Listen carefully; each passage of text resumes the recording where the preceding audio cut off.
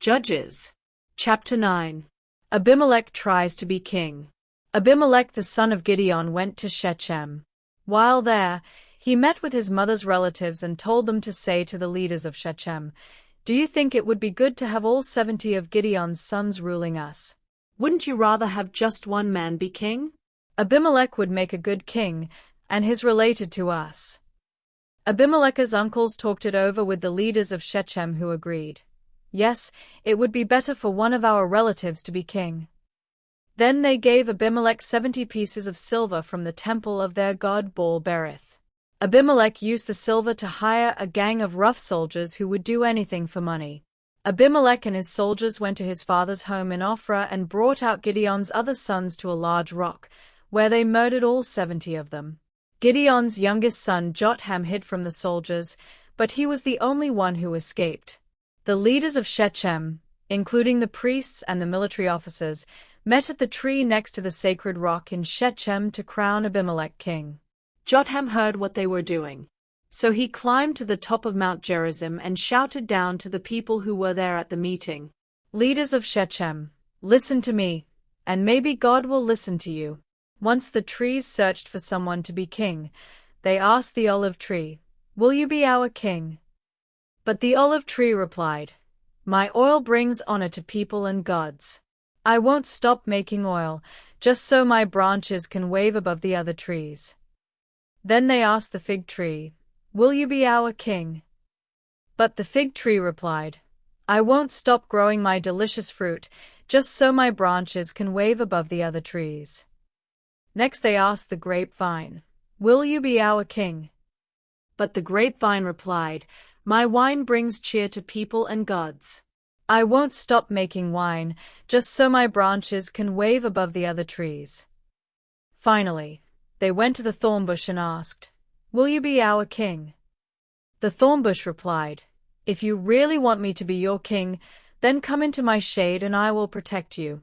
But if you're deceiving me, I'll start a fire that will spread out and destroy the cedars of Lebanon." After Jotham had finished telling this story, he said, "My father Gideon risked his life for you when he fought to rescue you from the Midianites. Did you reward Gideon by being kind to his family? No, you did not. You attacked his family and killed all 70 of his sons on that rock. And was it right to make Abimelech your king? He's merely the son of my father's slave girl. But just because he's your relative, you made him king of Shechem. So, you leaders of Shechem, if you treated Gideon and his family the way you should have, then I hope you and Abimelech will make each other very happy. But if it was wrong to treat Gideon and his family the way you did, then I pray that Abimelech will destroy you with fire, and I pray that you will do the same to him." Jotham ran off and went to live in the town of Beer, where he could be safe from his brother Abimelech. Abimelech destroys Shechem. Abimelech had been a military commander of Israel for 3 years, when God decided to punish him and the leaders of Shechem for killing Gideon's 70 sons. So God turned the leaders of Shechem against Abimelech. Then they sent some men to hide on the hilltops and watch for Abimelech and his troops, while they sent others to rob everyone that went by on the road. But Abimelech found out what they were doing. One day, Gaal's son of Ebed went to live in Shechem. His brothers moved there too, and soon the leaders of Shechem started trusting him.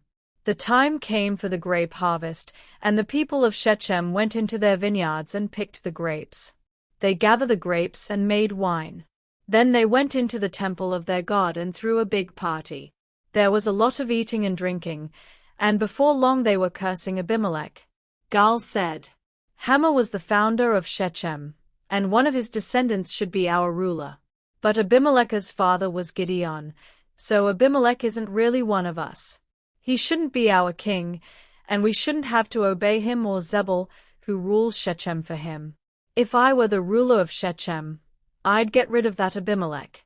I'd tell him, 'Get yourself an even bigger army, and we will still defeat you.'"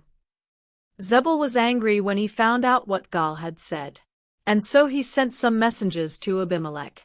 But they had to pretend to be doing something else, or they would not have been allowed to leave Shechem.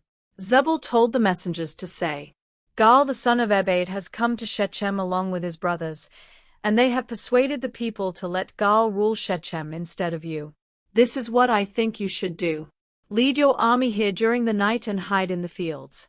Get up the next morning at sunrise and rush out of your hiding places to attack the town. Gaal and his followers will come out to fight you, but you will easily defeat them." So one night, Abimelech led his soldiers to Shechem. He divided them into 4 groups, and they all hid near the town. The next morning, Gaal went out and stood in the opening of the town gate. Abimelech and his soldiers left their hiding places, and Gaal saw them. Zebul was standing there with Gaal, and Gaal remarked, "Zebul, that looks like a crowd of people coming down from the mountaintops." "No," Zebul answered, "it's just the shadows of the mountains. It only looks like people moving." "But Zebul, look over there," Gaal said. "There's a crowd coming down from the sacred mountain, and another group is coming along the road from the tree where people talk with the spirits of the dead." Then Zebul replied, "What good is all of your bragging now? You were the one who said Abimelech shouldn't be the ruler of Shechem. Out there is the army that you made fun of. So go out and fight them." Gaal and the leaders of Shechem went out and fought Abimelech. Soon the people of Shechem turned and ran back into the town. However, Abimelech and his troops were close behind and killed many of them along the way. Abimelech stayed at Arumah, and Zebul forced Gaal and his brothers out of Shechem. The next morning, the people of Shechem were getting ready to work in their fields as usual, but someone told Abimelech about it. Abimelech divided his army into 3 groups and set up an ambush in the fields near Shechem.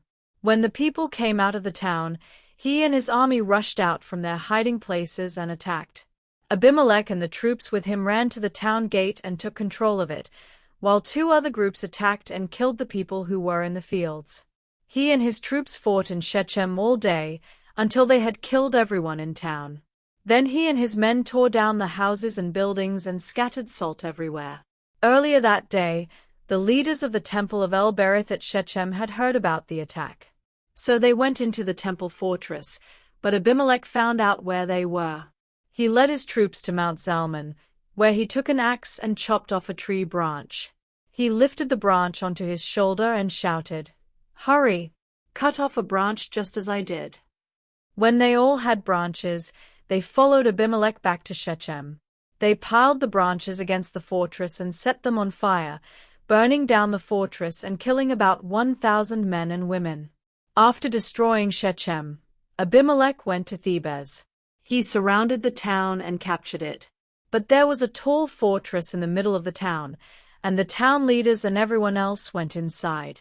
Then they barred the gates and went up to the flat roof. Abimelech and his army rushed to the fortress and tried to force their way inside. Abimelech himself was about to set the heavy wooden doors on fire when a woman on the roof dropped a large rock on his head and cracked his skull.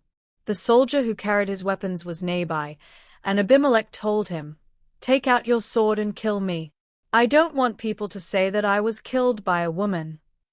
So the soldier ran his sword through Abimelech. And when the Israelite soldiers saw that their leader was dead, they went back home. That's how God punished Abimelech for killing his brothers and bringing shame on his father's family. God also punished the people of Shechem for helping Abimelech. Everything happened just as Jotam's curse said it would.